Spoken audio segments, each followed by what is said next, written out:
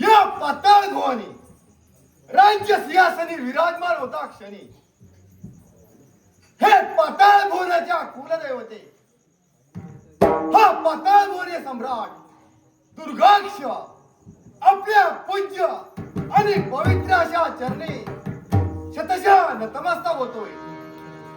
माते तुझीच कृपा आणि माझ्या माता पित्यांचे अभयत्य कवच माझ्या पाठीशी असल्या कारणाने हे सारे दानवकुळ वैभव संपन्न समजतो. माझ्या या पाताळ भुवनात असणारे माझे सारे दानव बंधू एक सारखा माझ्याच नावाचा जय जयकार करताय. जय जयकार आणि जय जयकार. जय जयकार करण्याच्या नादात ही सारी पाताळ भुवन नगरी दुमदुमली आहे. याला कारण काय असेल तर हा पाताळ भुवन सम्राट दुर्गाक्ष दुर्गा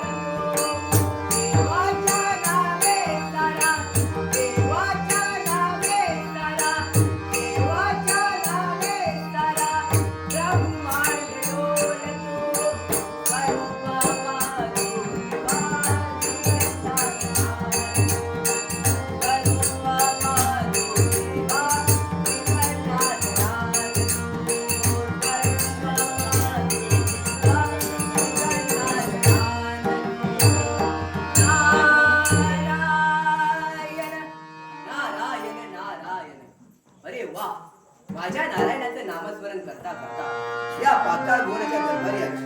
पाहूया तरी नारायण.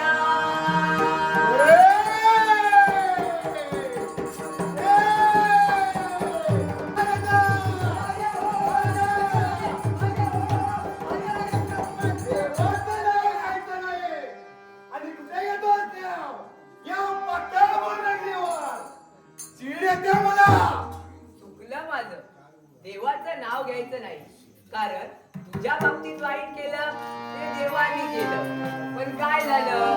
अरे मनापासून नाहीये. अरे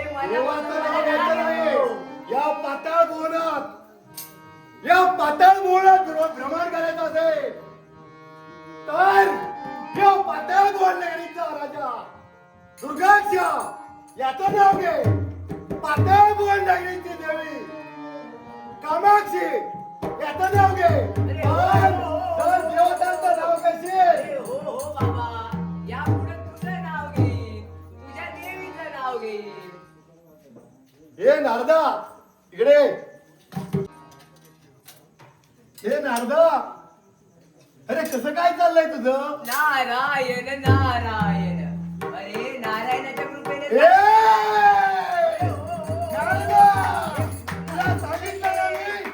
देवतांचं नाव घ्यायचं नाही. चिडी ते मला अरे तन पायाची हात मस्तकाला जाते. पुन्हा नाव घ्यायचं नाही. नारायणाच्या कृपेने सारं काही सेम चाललंय, पण तुझ्या जवळ पाहिल्यानंतर मला वाईट वाटतं रे. अरे वाईट कसं वाटतं तुला? तुझा तो क्रोधिष्ट झालाय कुणावर माझ्यावर अरे नारदा, अरे तुझ्यावर कशाला लागलो मी?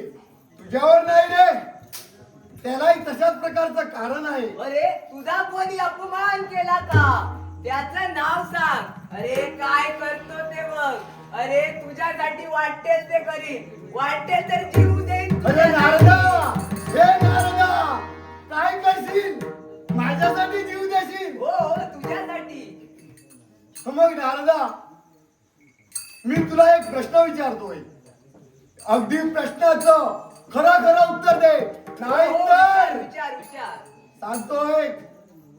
आतापर्यंत आम्ही दानवाने देवतांवर कित्येक वेळा सोऱ्या केल्या. नारायण नारायण. बरं, तो काय म्हणतोय? अरे याला सुद्धा कारण आहे. अरे कशा प्रकारचं कारण आहे? अरे आतापर्यंत तशी आपली गाठभेट झालेली नाही. अरे अपयश ही यशाची पहिली पायरी आहे. काय झालं माहिती आहे, माणसाला पहिलं अपयश हे आलं पाहिजे. काय अरे, म्हणतोस? तुम्ही पराक्रमी आहात रे, आहोतच रे. पण तुम्हाला चांगला गुरु नाही. अरे माझ्यासारखा गुरु करा, तुम्हाला पोटच्या गोटे नेऊन पोचवतो ते बघा. कीर्तीच्या नारदा, असं बोल, हो कीर्तीच्या उंच शिखरावर. असं बोल, बैस आधी बैस. अरे मनात वाटलं ना तू स्वर्गात सुद्धा कायमचा पोचवी. काय कसं बोलतोय ती? अरे याला सुद्धा कारण आहे. काय कारण आहे? अरे आतापर्यंत ना तशी आपली गाठभेट झालेली नाही. प्रत्येक वेळी अपयश येते. अगोदर बैस बैस. याला सुद्धा कारण आहे. कशाचं कारण आहे? काय याला कारण मृत्यू लोक. काय सांगतोस? मृत्यूलोक? आणि तो कसा काय? अरे सद्भक्त दैवताची दैवत्य शक्ती वाढवतात. ब्राह्मण मुळाशी कारणीभूत काय आहेत, म्हणतोस? पण त्या ब्राह्मणाचं रक्षण करणारे क्षत्रिय, यामुळे नेहमी तुम्हाला अपयश येतंय. काय म्हणतोस नारदा? म्हणजे त्या मृत्यूलोकी असणारे ते ब्राह्मण हो हो होम हवनादी कार्य करतात.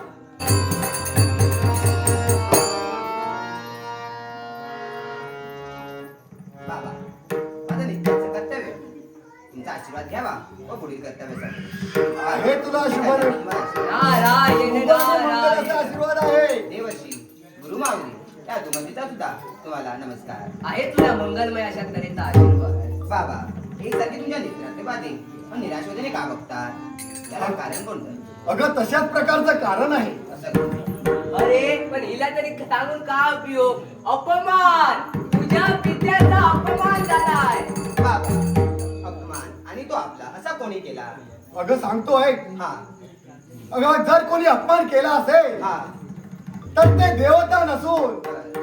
मृत्यूलोकी असणारे त्या ब्राह्मणांना सहाय्य करणारे ते राजकर्ते आहेत. अरे पण हिला तरी सांगून का उपयोग? अरे तुला एक पुत्र असता तर निश्चितच बापाला सहकार्य केलं असतं. हो नारद मुनी, पुन्हा एकदा विचारते, असं काय घडलं? अगं तू एक विचारी करते आहेस, तू काय करणार आहे? विचारी?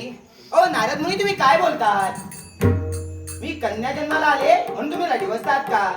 मग नारद मुनी मला सांगा, जर का पुत्र जन्माला आला असता तर त्यांनी बाबांचं संरक्षण केलं असतं. पण नारद मुनी तुम्ही करतात तो माझा अपमान करतात. मग नारद मुनी मला सांगा, मी जी स्त्री जन्माला आले हा माझा अपराध आहे का? मी स्त्री जन्माला आले हा माझा गुन्हा आहे का? नारद मुनी तुम्ही चुकतात. जर का पुत्र जन्माला आला असता तर त्यांनी बाबांचं संरक्षण केलं असतं, हे बरोबरच आहे. पण ऐका, जर का माझ्यासारखी स्त्री त्या जन्माला आली तर ती सुद्धा बाबांच्या संरक्षणासाठी काही करू शकते, एवढं ते याद ठेवा. मग मला सांग, हा या कलियुगात हा. या बापासाठी तू काय करशील? काय करी? म्हणजे नारद मुनी अजूनही तुमचा माझ्यावर विश्वास नाही का? नाही, नाही. मी एवढी होडावून सांगते, अप्रश्न सांगते, तरी तुमचा माझ्यावर विश्वास नाही. कारण की मी एक स्त्री आहे म्हणून. तुम्ही बोललात की सत्य आहे,